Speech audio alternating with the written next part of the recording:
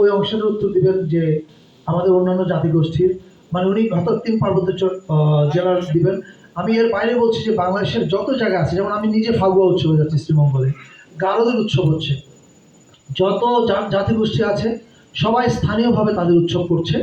পাশাপাশি তারা ঢাকায় যে শোভাযাত্রা, কেন্দ্রীয় শোভাযাত্রাটা হচ্ছে, যেটা ঢাকা বিশ্ববিদ্যালয় চারুকলা থেকে বেরোয় সবসময়, ওই উৎসবে ওই শোভাযাত্রাতেও যোগ দিচ্ছে। আর আরেকটা কি প্রশ্ন করেছিলেন ভাই? ভুবজেলা।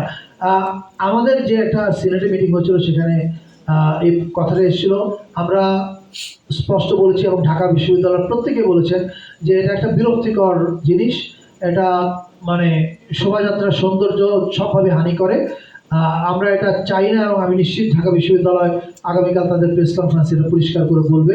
এবং এখানেও যারা শুনছেন তাদের প্রতি আহ্বান, প্লিজ এই এই বিরক্তিকর জিনিসটা নিয়ে আপনারা এসে এত সুন্দর শোভাযাত্রাটা আমরা নষ্ট না করি। এবারে শোভাযাত্রার দিকে সারা দুনিয়া তাকিয়ে আছে, আসুন আমরা একটা সুন্দর শোভাযাত্রা সবাইকে দেখাই। আর দাদা একটু ওই ৩ পার্বত্য জেলায় কি আয়োজন হচ্ছে? আচ্ছা, মানে ৩ পার্বত্য জেলায় দেখুন, একটু বলেও ছিলাম যে ইয়েগুলি কিন্তু কাস্টমারি যে গেমস বলেন এবং অন্যান্য যাহা কিছু আছে, ইভেন মামাদের যে ইয়েটা আছে, পানি খেলা যেটা আছে, আপনারা চাইলেই যেতে পারেন ওখানে ১৮ এবং ১৯ তারিখ। একটা মিস্টেক হচ্ছে, সেটা হচ্ছে যে মানে শোভাযাত্রায় যারা অংশগ্রহণ করবেন তারা কি করবে? আচ্ছা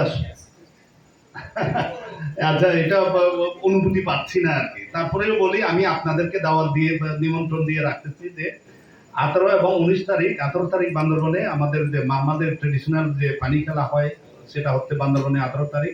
১৯ তারিখ হবে রাঙ্গামাটিতে, তারাই করবে।